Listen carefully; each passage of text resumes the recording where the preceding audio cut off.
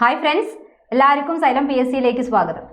ഈ അടുത്ത ദിവസം നടന്ന ലബോറട്ടറി അറ്റൻഡർ എക്സാമിന്റെ ക്വസ്റ്റ്യൻ പേപ്പർ എല്ലാവരും കണ്ടു കാണുമെന്ന് വിചാരിക്കുന്നു. അപ്പോൾ അതിൽ വന്ന പ്രധാനപ്പെട്ട ക്വസ്റ്റ്യൻസും റിലേറ്റഡ് ആയിട്ടുള്ള ഫാക്ട് നോക്കിയാലോ? റെഡി അല്ലേ? നോക്കാം. ഇതാണ് ഒന്നാമത്തെ ഒരു ക്വസ്റ്റ്യൻ. ശരീരത്തിലെ കാർബോഹൈഡ്രേറ്റിന്റെ പ്രധാന പ്രവർത്തനം എന്താണ്?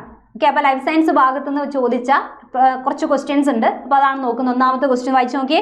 ശരീരത്തിലെ കാർബോഹൈഡ്രേറ്റിന്റെ പ്രധാന പ്രവർത്തനം എന്താണ്? കാർബോഹൈഡ്രേറ്റ് എന്നുള്ളതിന് പകരം എങ്ങനെയും ചോദിക്കാം, ധാന്യകം അല്ലെ, ധാന്യകം അഥവാ കാർബോഹൈഡ്രേറ്റ് എന്ന് ചോദിക്കാം. അപ്പോൾ പ്രധാനപ്പെട്ട പോഷക ഘടകങ്ങളെ പറ്റിയൊക്കെ പഠിക്കുന്ന സമയത്ത് നമ്മൾ കേൾക്കുന്നതാണ് ധാന്യകം, അതേപോലെ പ്രോട്ടീൻ അഥവാ മാംസ്യം, പിന്നെ കൊഴുപ്പ്, ഇങ്ങനെയുള്ള കാര്യം അല്ലെ. അപ്പോൾ ഇതിൽ ധാന്യകം അഥവാ കാർബോഹൈഡ്രേറ്റിന്റെ പ്രധാന പ്രവർത്തനം, ശരീരത്തിൽ എന്ത് കാര്യങ്ങളാണ് അവർ ചെയ്യുന്നതെന്നാണ്.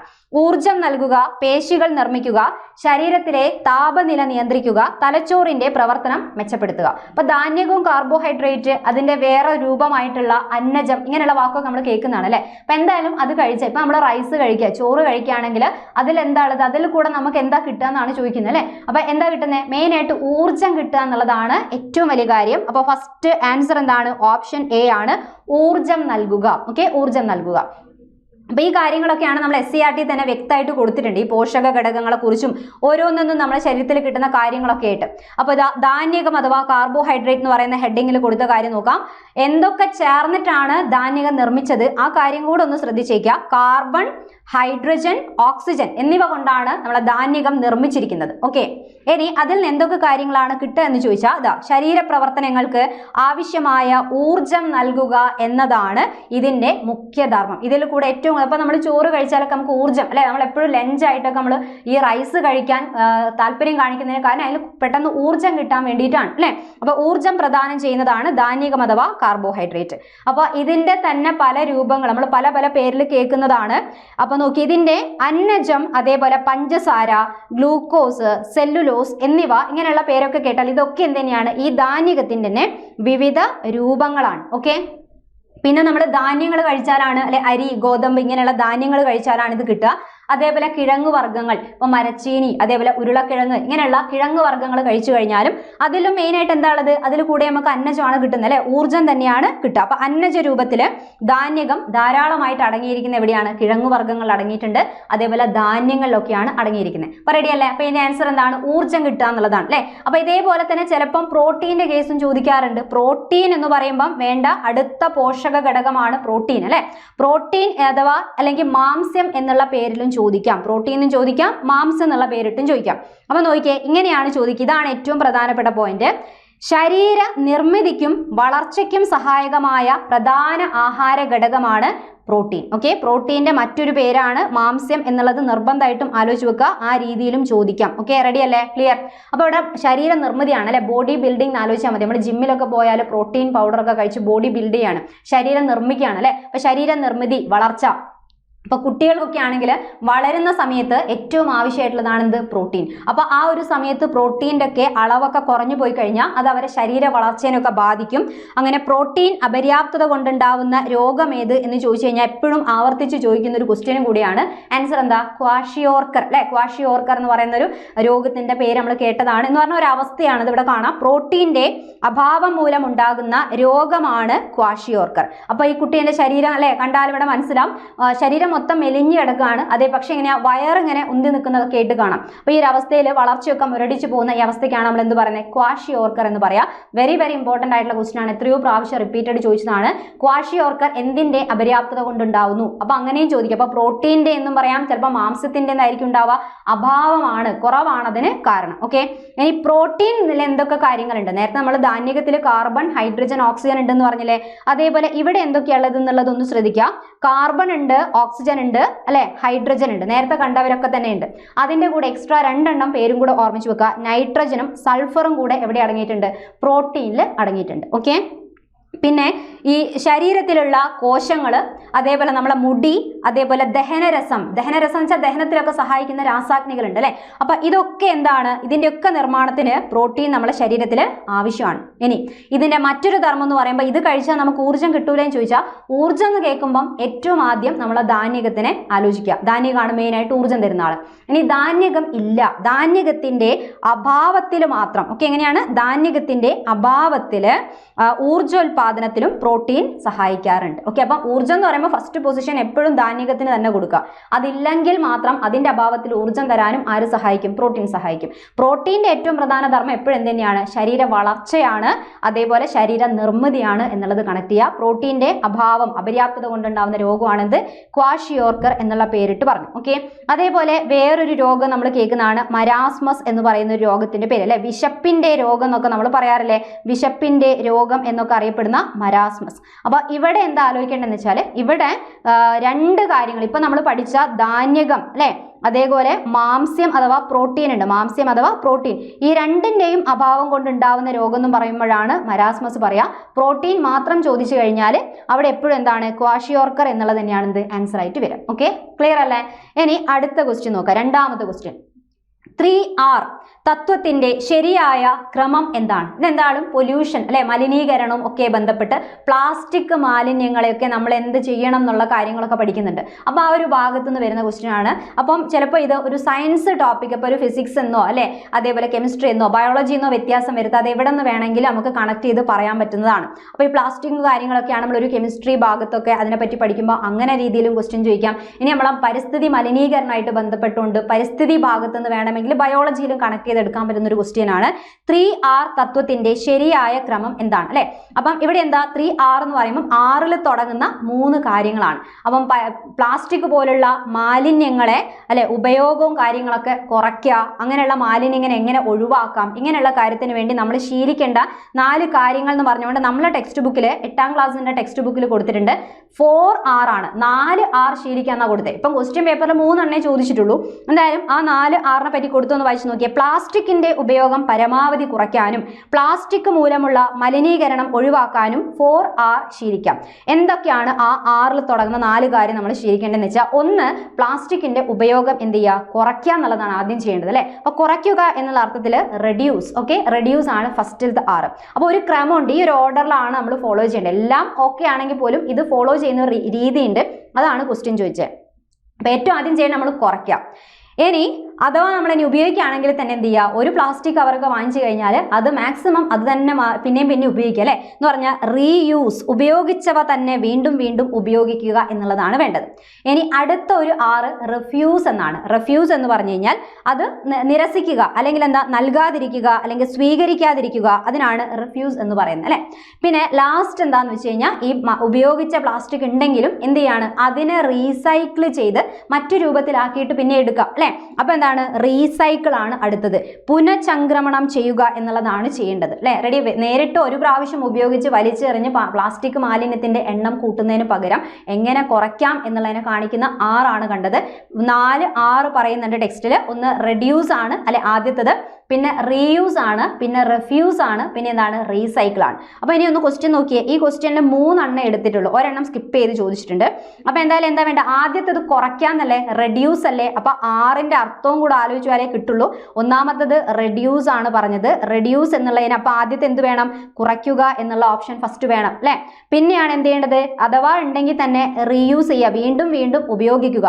അപ്പൊ ഇതാ വീണ്ടും ഉപയോഗിക്കുക. പിന്നെ ഇതിൽ റിഫ്യൂസ് സ്കിപ്പ് ചെയ്തിട്ട് എന്താ കൊടുത്തേ? റീസൈക്കിൾ എന്നുള്ളതാണ്. റീസൈക്കിൾ ചെയ്യുക അല്ലെ കൊടുത്ത കാണാലോ. അപ്പൊ ആൻസർ എന്താ വരിക?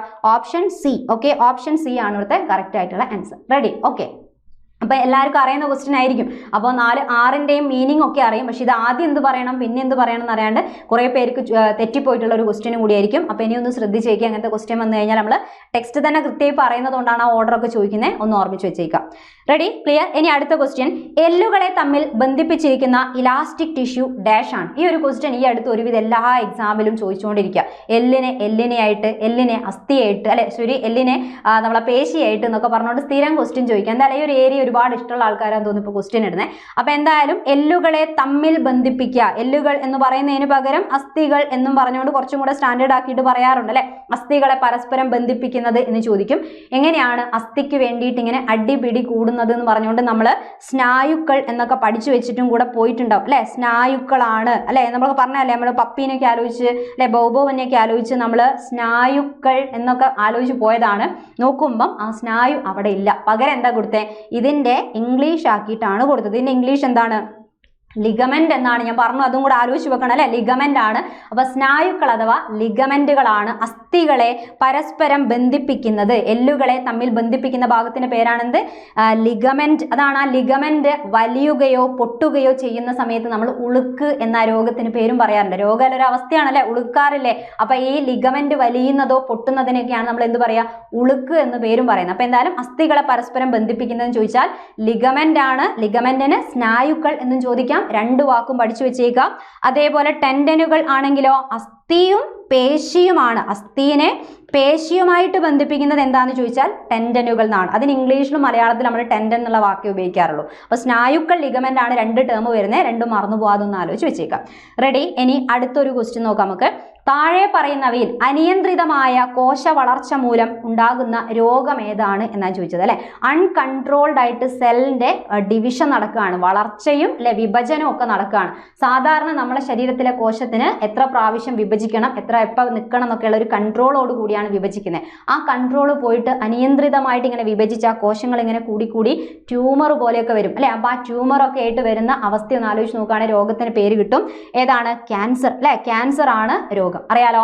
അപ്പം അറിയുന്ന ക്വസ്റ്റ്യൻ ആയിരിക്കും. അല്ലാതെ നമ്മുടെ ടെക്സ്റ്റ് ബുക്കിലാണെങ്കിലും വ്യക്തമായിട്ട് എടുത്തത് കൊടുത്തിട്ടുണ്ട്. ക്യാൻസർ എന്ന് പറഞ്ഞാൽ ഇത് അനിയന്ത്രിതമായിട്ടുള്ള കോശവിഭജനം വഴി കോശങ്ങൾ പെരുകി ഇതര കലകളിലേക്ക് വ്യാപിക്കുന്ന രോഗാവസ്ഥയാണ് ക്യാൻസർ എന്ന് പറഞ്ഞാൽ. അപ്പോൾ കോശവിഭജന പ്രക്രിയയിലെ നിയന്ത്രണ സംവിധാനങ്ങൾ തകരാറിലാകുന്നതോടെയാണ് സാധാരണ കോശങ്ങൾ ക്യാൻസർ കോശങ്ങളായിട്ട് മാറുന്നത് അല്ലെ. അപ്പോൾ ഒരു സാധാരണ കോശത്തിന്റെ കൺട്രോൾ പോവാണ്, പിന്നെ അവരിങ്ങനെ കുറേ വിഭജിച്ചുകൊണ്ടേയിരിക്കുകയാണ് അല്ലെ. അപ്പൊ ഇങ്ങനെയുള്ള അവസ്ഥയാണ് എന്ത്? ക്യാൻസർ. അപ്പൊ ചിലപ്പോൾ എന്ത് ചെയ്യാണ്, അത് മറ്റുള്ള കോശങ്ങളിലേക്കും വ്യാപിക്കാം, അങ്ങനെയുള്ള അവസ്ഥയിലേക്കൊക്കെ പോകും.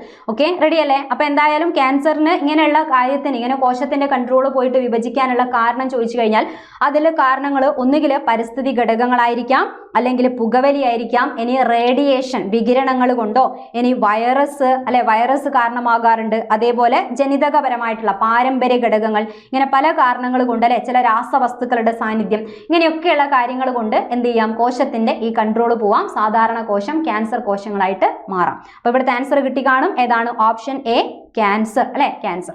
ഇനി ഓപ്ഷൻ ബിയിൽ മെനിഞ്ചൈറ്റിസ് എന്നൊക്കെയാണ് കൊടുത്തത്. മെനിഞ്ചൈറ്റിസ് എന്ന് പറഞ്ഞാൽ എന്താ? നമ്മളെ തലച്ചോറിലും അതേപോലെ സുഷുമ്ന പഠിക്കുമ്പം അവിടെയൊക്കെ കാണപ്പെടുന്ന പാളിയാണ് മെനിഞ്ചസ്. ആ മെനിഞ്ചസ് എന്ന് പറയുന്ന സ്ഥരപാളിക്ക് ഉണ്ടാവുന്ന അണുബാധയാണ് ശരിക്കും എന്ത്? മെനിഞ്ചൈറ്റിസ് എന്ന് പറഞ്ഞാൽ അല്ലെ.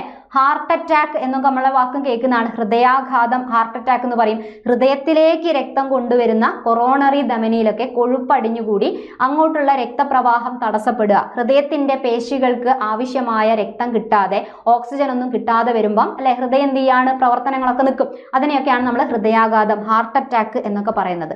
സ്ട്രോക്ക് എന്നുള്ള വാക്കിന്റെ മലയാളം വേർഡ് എന്താണ്? പക്ഷാഘാതം എന്നാണ്. എന്താണ്? പക്ഷാഘാതം. ആലോചിച്ച് വെക്കുക. അപ്പം ഇതിന് ഹൃദയാഘാതം എന്നുള്ള പേരിട്ട് ചോദിക്കാം. ഹൃദയാഘാതം അല്ലെ, ഹൃദയാഘാതം എന്നാണ്. ഇനി സ്ട്രോക്കിന് പകരം എന്ത് പേര് പറയാറുണ്ട്? പക്ഷാഘാതം പറയാം അല്ലെ. പക്ഷാഘാതമാണ്. അപ്പൊ പക്ഷാഘാതം ആണെങ്കിൽ എങ്ങോട്ടാണ് രക്തം എത്താത്തത്? തലച്ചോറിന് പ്രവർത്തിക്കാൻ ആവശ്യമായിട്ടുള്ള രക്തം എത്തുന്നില്ല എങ്കിൽ ആ രക്തക്കുഴലിലാണ് എന്താ പറയുക, കൊഴുപ്പടിഞ്ഞുകൂടുക, എന്നിട്ട് അങ്ങനെ ബ്ലോക്ക് ആവുക, അല്ലെങ്കിൽ ആ രക്തക്കുഴൽ പൊട്ടിപ്പോവുക. ഇങ്ങനെയുള്ള പ്രശ്നം കാരണം ബ്രെയിനിലേക്ക് ബ്ലഡ് എത്തിയില്ലെങ്കിൽ ഉണ്ടാവുന്ന പ്രശ്നമാണ്. ശരീരത്തിന്റെ ഒരു ഭാഗമൊക്കെ കുഴഞ്ഞു പോകും അല്ലെ. അതിനെയാണ് നമ്മൾ പക്ഷാഘാതം അഥവാ സ്ട്രോക്ക് എന്ന് പറയാം. ഹൃദയത്തിന് പ്രവർത്തിക്കാൻ ആവശ്യമായിട്ടുള്ള രക്തം എത്താതെ ഹൃദയം നിന്നു പോകുന്നതിനെയാണ് ഹൃദയാഘാതം എന്ന് പറയാം അല്ലെ. അപ്പൊ എന്തായാലും ഇതിനെ, ഈ രണ്ടെണ്ണത്തിനെ നമ്മൾ ജീവിതശൈലി രോഗങ്ങളൊക്കെ ഉൾപ്പെടുത്തി പഠിക്കുന്ന രോഗങ്ങളാണ്. ഹൃദയാഘാതമായാലും പക്ഷാഘാതമായാലും എല്ലാം. ഓക്കെ, ഇനി അടുത്തൊരു ക്വസ്റ്റ്യൻ നോക്കാം. ഏത് ഗ്രന്ഥിയാണ് മനുഷ്യ ശരീരത്തിലെ ഉറക്ക രീതികളെ നിയന്ത്രിക്കുന്നത്? ഇത് ബോഡി ക്ലോക്ക് എന്ന് അറിയപ്പെടുന്നു. ശരിക്കും ബോഡി ക്ലോക്ക് എന്നുള്ള വാക്കായിരിക്കില്ല നമ്മൾ കേട്ടിട്ടുണ്ടാവുക. ബയോളജിക്കൽ ക്ലോക്ക് അല്ലെ, ബയോളജിക്കൽ ക്ലോക്ക് എന്ന് പറയുന്ന പേരിലായിരിക്കും കേട്ടിട്ടുണ്ടാവുക. അല്ലെങ്കിൽ മലയാളമായിട്ട് എന്താണ്? ജൈവ ഘടികാരം അല്ലെ, ജൈവ ഘടികാരം എന്ന് അറിയപ്പെടുന്ന ഗ്രന്ഥി ഏതാണെന്ന് ചോദിച്ചത്.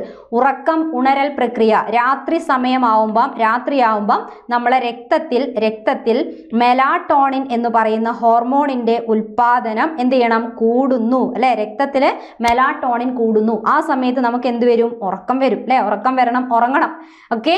ഇനി പകൽ സമയത്ത് രാവിലെ രാവിലെ ആവുന്ന സമയത്ത് മെലാട്ടോണിൻ കുറഞ്ഞ് നമ്മൾ എന്ത് ചെയ്യണം? ഉണരണം അല്ലെ. ഇപ്പൊ സാധാരണ ഉറക്കം വരുന്നതിന് തടസ്സമൊന്നുമില്ല, മെലാട്ടോണിൻ രാവിലെ ഒഴിഞ്ഞു പോകാത്തൊരു പ്രശ്നം നമുക്ക് ഉണ്ടാവും, എന്തായാലും ഉണരണം അല്ലെ. അപ്പൊ എന്തായാലും ഈ ഉറക്കം, ഉണരൽ ഇങ്ങനെയുള്ള കാര്യങ്ങളെ കൺട്രോൾ ചെയ്യുന്ന ഈ മെലാട്ടോണിൻ എന്ന് പറയുന്ന ഹോർമോണിനെ നിർമ്മിക്കുന്ന ഗ്രന്ഥിനെയാണ് നമ്മൾ ജൈവ ഘടികാരം എന്നൊക്കെ പറയാ.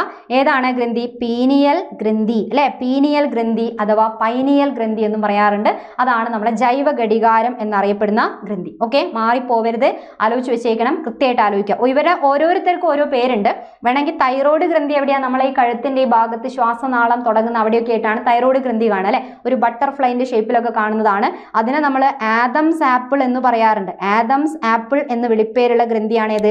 തൈറോയ്ഡ് ഗ്രന്ഥി. അങ്ങനെയാണെങ്കിൽ പാൻക്രിയാസിനെ നമ്മൾ എന്ത് പറയാറുണ്ട്? മധുര ഗ്രന്ഥി എന്ന് പറയാറുണ്ട്. കാരണം പാൻക്രിയാസ് എപ്പോഴും ഈ ഡയബറ്റീസും രക്തത്തിലെ ഗ്ലൂക്കോസിന്റെ കാര്യങ്ങളൊക്കെ ചെയ്യുന്നതുകൊണ്ട് മധുരഗ്രന്ഥി, സ്വീറ്റ് ബ്രെഡ് എന്നൊക്കെ അറിയപ്പെടുന്ന ഗ്രന്ഥിയൊക്കെയാണ് ഇത് പാൻക്രിയാസ് എന്ന് പറഞ്ഞാൽ. പീയൂഷ ഗ്രന്ഥിക്ക് വേറൊരു പേരുണ്ട്, പിറ്റ്യൂട്ടറി ഗ്രന്ഥി എന്നുള്ള ഇംഗ്ലീഷ് വാക്കും കൂടെ ആലോചിച്ച് വെക്കുക. അതിനെ നമ്മൾ എന്താ പറയാ? മാസ്റ്റർ ഗ്ലാൻഡ് എന്നാണ് അല്ലെ. നായക ഗ്രന്ഥി അഥവാ മാസ്റ്റർ ഗ്ലാൻഡ് എന്നാണ് ഇതിനെ നമ്മൾ വിളിക്കുന്നത്. മാസ്റ്റർ ഗ്ലാൻഡ് എന്നാണ് വിളിക്കുക. ഓക്കെ, റെഡി അല്ലേ? ക്ലിയർ? ഇനി അടുത്ത ക്വസ്റ്റ്യൻ നോക്കാം. ഇതാ ഇവിടെ കൊടുത്തിട്ടുണ്ട്. ഇത് നമ്മളെ 10ാം ക്ലാസ്സിന്റെ തന്നെ ടെക്സ്റ്റ് ബുക്കിൽ ഗ്രന്ഥി പഠിക്കുന്ന ഭാഗത്തൊക്കെ വ്യക്തമായി കൊടുത്തതാണ്. വേണ്ട ആൾക്കാർ ഈ ഒരു ഭാഗം കൂടെ നോക്കിയാൽ മതി. താളാത്മകമായ ശാരീരിക പ്രവർത്തനത്തിന് ഉദാഹരണമാണല്ലോ ഉറക്കവും ഉണരലും അല്ലെ. അപ്പൊ ഇത്തരം പ്രവർത്തനങ്ങൾ നിയന്ത്രിക്കുന്നത് മസ്തിഷ്കത്തിന്റെ മധ്യഭാഗത്തായി കാണപ്പെടുന്ന, അപ്പൊ പൈനിയൽ ഗ്രന്ഥിന്റെ സ്ഥാനം എവിടെയാ? നമ്മളെ മസ്തിഷ്കത്തിലാണ്. ഓക്കെ, മധ്യഭാഗത്താണ്. മസ്തിഷ്കത്തിൽ തന്നെ കാണപ്പെടുന്ന വേറൊരു ഗ്രന്ഥിയാണ് ഏത്? നമ്മളെ പിറ്റ്യൂട്ടറി ഗ്രന്ഥി. പീയൂഷ ഗ്രന്ഥി എന്ന് പറഞ്ഞാലും ബ്രെയിനിൽ തന്നെയാണ് കാണുന്നത് എന്ന് ആലോചിച്ച് വെക്കുക. ഓക്കെ, ഇനി ഇത് ഉൽപ്പാദിപ്പിക്കുന്ന മെലാട്ടോണിൻ എന്ന ഹോർമോൺ ആണ് ദൈനംദിന പ്രവർത്തനങ്ങളുടെ താളക്രമം പാലിക്കുന്നത്. രാത്രി കാലങ്ങളിൽ മെലാട്ടോണിന്റെ ഉൽപാദനം കൂടുതലും പകൽ സമയത്ത് കുറവാണ്. അപ്പൊ കൂടുമ്പോഴാണ് നമ്മൾ ഉറങ്ങുന്നത്, പകൽ കുറയുമ്പോഴാണ് നമ്മൾ എന്ത് ചെയ്യേണ്ടത്? ഉണരേണ്ടത് അല്ലെ. അപ്പൊ ഇങ്ങനെ ഉറക്കത്തെയും ഉണരലിനെയൊക്കെ സ്വാധീനിക്കുന്നതൊക്കെ കൊണ്ടാണ് ജൈവ ഘടികാരം എന്ന് നമ്മൾ ഈ ഗ്രന്ഥിയെ വിളിക്കാനുള്ള കാരണം. വെറും ഉറക്കം ഉണരൽ മാത്രമല്ല, ജീവികളിൽ മറ്റുള്ള പല പ്രവർത്തനത്തിനെയും നിയന്ത്രിക്കുന്നുണ്ട്. ഉദാഹരണമായിട്ടാണ് ഇങ്ങനെ കൃത്യമായ പ്രജനന കാലഘട്ടമുള്ള ജീവികളിൽ ലൈംഗിക പ്രവർത്തനം നിയന്ത്രിക്കും. ഫോർ എക്സാമ്പിൾ ഇപ്പോൾ നമ്മൾ പൂച്ച, അതേപോലെ അല്ലെ നായ, ഇങ്ങനെയുള്ള ഇതിൻ്റെയൊക്കെ കേസിൽ അവർക്കൊരു പ്രത്യേക സമയമാകുമ്പോൾ സെക്ഷലി ഹീറ്റ് ആവും അല്ലെ. ആ സമയത്താണ് അവരെ പ്രത്യുൽപാദനം, അവർ ആക്റ്റീവ് ആവുന്ന ഒരു ഭാഗം. അപ്പൊ ആ സമയമാകുമ്പോൾ കൃത്യമായിട്ട് ഈ ഹോർമോണിന്റെ സാന്നിധ്യം കൊണ്ടാണ് ആ ടൈമിൽ അവർക്ക് സെക്ഷലി ഹീറ്റിംഗ് പീരീഡിലേക്കൊക്കെ വരാൻ പറ്റുന്നത്. അപ്പോൾ കൃത്യമായിട്ട് കാര്യങ്ങൾ നടക്കേണ്ട സമയങ്ങൾ, അങ്ങനെയുള്ള എല്ലാ കാര്യങ്ങളെയും നിയന്ത്രിക്കുന്ന ഹോർമോണാണ് മെലാട്ടോണിനൊക്കെ. അത് ഉൽപ്പാദിപ്പിക്കുന്ന ഗ്രന്ഥിയാണ് പീനിയൽ ഗ്രന്ഥി. അടുത്ത ക്വസ്റ്റ്യൻ, താഴെ പറയുന്നവയിൽ ഏതാണ് നിയാസിൻ അടങ്ങിയിരിക്കുന്ന വിറ്റാമിൻ എന്നാണ്. നിയാസിൻ എന്ന് പറഞ്ഞാൽ കറക്റ്റ് ഏതാ പേര് എന്നല്ല ചോദിച്ചത്, നിയാസിൻ അടങ്ങിയിരിക്കുന്ന വിറ്റാമിൻ ഏതാന്നാ. അപ്പൊ നിയാസിൻ എന്നുള്ള പേര് പഠിച്ചവർക്കറിയാം, അത് വിറ്റാമിൻ ബി കോംപ്ലക്സിൽ വരുന്ന ഒരു വിറ്റാമിന്റെ പേരാണല്ലേ നിയാസിൻ എന്ന് പറഞ്ഞാൽ. അപ്പം വിറ്റാമിൻ ബി കോംപ്ലക്സിന്റെ ഭാഗമാണ്. അപ്പോൾ ഇവിടെ ആൻസർ എന്താ കൊടുക്കാൻ പറ്റുക? വിറ്റാമിൻ ബിയിലാണ് നിയാസിൻ അടങ്ങിയിരിക്കുന്നത്. അപ്പം വിറ്റാമിൻ ബി എന്ന് പറഞ്ഞാൽ ബി കോംപ്ലക്സ് എന്ന് പറയുമ്പോൾ നമ്മൾ B1 തൊട്ട് ഒരു B12 വരെ പറയാറുണ്ട്. ഡെയിലി ചില നമ്പർ മിസ്സിംഗ് ആണെങ്കിലും അല്ലെ. B1 എന്ന് പറഞ്ഞാൽ അതിന്റെ പേരെന്തായിരുന്നു? തയാമിൻ എന്നതാണ്. B2 എന്ന് പറഞ്ഞു കഴിഞ്ഞാൽ റൈബോഫ്ലേവിൻ എന്നാണ് പേര് അല്ലെ. റൈബോഫ്ലേവിൻ എന്നാണ് പേര്. B3 ആണ്, ഇതാണ് ക്വസ്റ്റ്യൻ. B3 ആണ് ഏത്? നിയാസിൻ. ഓക്കെ, എന്താണ്? നിയാസിൻ. നിയാസിൻ അഥവാ നിക്കോട്ടിനിക് ആസിഡ് എന്ന് നമ്മൾ പറയാറുണ്ട്. നിക്കോട്ടിനിക് ആസിഡ് എന്നാണ് അതിന്റെ പേര്. ഓക്കെ അല്ലെ? റെഡി അല്ലെ? ഇനി B5 ആണ്. B5 എന്ന് പറഞ്ഞാൽ എന്താ? 5 പാൻഡിഡ് എന്നൊക്കെ പറയുമ്പോൾ പാൻറ്റോതെനിക് ആസിഡ് ആണ് അല്ലെ. പാൻറ്റോതെനിക് ആസിഡ് എന്നതാണ് B5ന്റെ പേര്. ഇനി B6 എന്ന് പറയുന്നതുണ്ട്. B6ന്റെ പേരെന്താ? പിരിഡോക്സിൻ അല്ലെ. പിരിഡോക്സിൻ എന്നതാണ് B6ന്റെ പേര്. B7 ആണെങ്കിൽ ഏതാ വേണ്ടേ? ബയോട്ടിൻ. ഓക്കെ, ബയോട്ടിൻ എന്നതാണ് B7ന്റെ പേര്. ഇനി B9 ഉണ്ട്. B9ന്റെ പേരെന്താ? Folic acid. Okay, folic acid എന്നതാണ് പേര്. Folic acid. ആൻഡ് B12 ഉണ്ട്. B12ന്റെ പേര് cyano cobalamin. Okay, cyano cobalamin എന്നതാണ് പേര്. റെഡി അല്ലേ? ക്ലിയർ? അപ്പൊ ഇത്രയും 8ഓളം വിറ്റാമിൻ ഒരുമിച്ച് ചേർത്ത് പറയുന്ന പേരാണ് ബി കോംപ്ലക്സ്. ഇനി എക്ക് ഒരു പേരുണ്ടല്ലോ. എന്റെ പേരെന്താ? റെറ്റിനോൾ എന്നതാണ് പേര്. അതേപോലെ സി എന്ന് പറയുമ്പോൾ ഒരു ആസിഡ് ആണ്, അസ്കോർബിക് ആസിഡ് അല്ലെ. അസ്കോർബിക് ആസിഡ് എന്നതാണ് അതിന്റെ പേര്, ആലോചിച്ച് വെച്ചേക്കുക. ഇനി ഡി എന്ന് പറയുമ്പോൾ എന്താ? ഡി കാൽസ്യം, ഫോസ്ഫറസ്, എല്ല്, പല്ല് എന്നൊക്കെ ആലോചിക്കുകയാണെങ്കിൽ കാൽസിഫെറോൾ. എന്താണ്? കാൽസിഫെറോൾ എന്നതാണ് പേര്. റെഡി അല്ലേ? ഇനി അടുത്ത ക്വസ്റ്റ്യൻ നോക്കിക്കോ. ചിക്കൻ ബോക്സ് വൈറസിന്റെ ശാസ്ത്രീയ നാമം എന്താണ്? ചിക്കൻ ബോക്സ് വൈറസ് ഉണ്ടാക്കുന്ന രോഗമാണെന്നുള്ളതൊന്ന് ആദ്യം ഓർമ്മിച്ച് വെക്കുക. അതിന്റെ വൈറസിന്റെ പേരാ ചോദിച്ചത്. ഇവിടെ കുറെ എണ്ണം പേര് കൊടുത്തല്ലേ. ചിലതൊക്കെ എൻഡമീബ ഹിസ്റ്റോളിറ്റിക്ക, അമീബിയാസിന് കാരണമാണ്. അപ്പൊ എൻഡമീബ എന്ന് കേൾക്കുമ്പോൾ തന്നെ അമീബ ഒരു പ്രോട്ടോസോവയാണ്, വൈറസിൽ വരുന്നതല്ല എന്ന് മനസ്സിലാക്കാൻ പറ്റും. വിബ്രിയോ കോളറ അല്ലെ, കോളറ രോഗത്തിന്റെ കാരണമാണ്. അപ്പൊ അതും അവിടെ വരൂല. അതൊക്കെ ആണെങ്കിൽ ബാക്ടീരിയ ആണ്. ഓക്കെ, അപ്പം ഇത് ഒരു പ്രോട്ടോസോവ വിഭാഗത്തിൽ വരുന്നതാണ്, പ്രോട്ടോസോവയാണ്. അതേപോലെ ഇവരൊക്കെ എന്താണ്? ബാക്ടീരിയ ആണ്. അപ്പൊ വൈറസ് ആയിട്ട് എന്തായാലും വരില്ല. അങ്ങനെ കുറച്ച് കാര്യങ്ങൾ അറിയെങ്കിൽ നമുക്ക് ഒഴിവാക്കിയിട്ട് എടുക്കാം. പിന്നെ ബാസിലസ് ടൈഫോസസ് എന്ന് കൊടുത്താലും ബാസിലസ് എന്നുള്ള വാക്ക് കേട്ട് കഴിഞ്ഞാലും ബാക്ടീരിയ ആയിട്ട് ബന്ധപ്പെടുത്താം. വാരിസെല്ല സോസ്റ്റർ മാത്രമാണ് ബാക്കിയുള്ളത്. സോ ആൻസർ എന്താണ്? വാരിസെല്ല സോസ്റ്റർ ആണ് ചിക്കൻ ബോക്സ് വൈറസ്. അപ്പം നമ്മളിങ്ങനെ ആലോചിച്ച് വെക്കും, ചിക്കൻ പോക്സ് എന്ന് പറയുമ്പോൾ ചിക്കൻ ബോക്സ് ആലോചിക്കുക. വലിയൊരു ബോക്സിൽ കുറെ ചിക്കൻ ഉണ്ട്, അതിൽ നിന്ന് ഇങ്ങനെ വാരി സെല്ല് ചെയ്താൽ മതി എന്ന് പറയാം അല്ലെ. അപ്പൊ ഇവിടെ കൊടുത്തതാണ്, നമുക്ക് ഇവിടെ കാണാം. ഇതാണ് വാരിസെല്ല സോസ്റ്റർ എന്ന് പറയുന്നത്. ചിക്കൻ ബോക്സ് ഉണ്ടാക്കുന്ന വൈറസിന്റെ പേരാണ് വാരിസെല്ല സോസ്റ്റർ. അപ്പൊ ഒരുപാട് ചിക്കൻ വാരി സെല്ല് ചെയ്യാണ്. അപ്പൊ വാരി സെല്ല് ചെയ്ത് കഴിയുമ്പോൾ ചിലപ്പോൾ ഒരു ചെറിയൊരു ബോക്സിലും കൂടെ, ഒരു സ്മോൾ ബോക്സിലും കൂടെ ചിക്കൻ ഉണ്ടെങ്കിൽ അതിനെ പിന്നെ വാരി എടുത്തോളാം എന്ന് ആലോചിച്ച് വെക്കാറുണ്ട്. അപ്പൊ സ്മോൾ പോക്സ് അഥവാ വസൂരി എന്ന് പറയുന്നതിന്റെ വൈറസിന്റെ പേര് വാരിയോള വൈറസ് എന്നതാണ്. ആലോചിച്ച് വെച്ചേക്കുക. റെഡി? ക്ലിയർ അല്ലേ? അപ്പൊ അത്യാവശ്യം ഇതിൽ തന്നെ നിങ്ങൾക്ക് കാണാം വേറെയും രോഗത്തിന്റെ പേരും അതിന്റെ റിലേറ്റഡ് വൈറസിന്റെ പേരും കൊടുത്തിട്ടുണ്ട്. അപ്പം ഇത്രയാണ് ഇതിൽ ചോദിച്ച പ്രധാനപ്പെട്ട നമ്മളെ ക്വസ്റ്റ്യൻസ്. അപ്പൊ എന്തായാലും ഈ ഒരു വീഡിയോയിൽ കൂടെ ആ ഒരു ക്വസ്റ്റ്യൻസ് അറിയാനും റിലേറ്റഡ് ആയിട്ടുള്ള ഫാക്ട് കണക്ട് ചെയ്യാനും പറ്റി കാണുമെന്ന് വിചാരിക്കുന്നു. ഓക്കെ, റെഡി അല്ലേ? അപ്പൊ എന്തായാലും ഇതുപോലത്തെ വീഡിയോസുമായിട്ട് വീണ്ടും കാണാം. Thank you.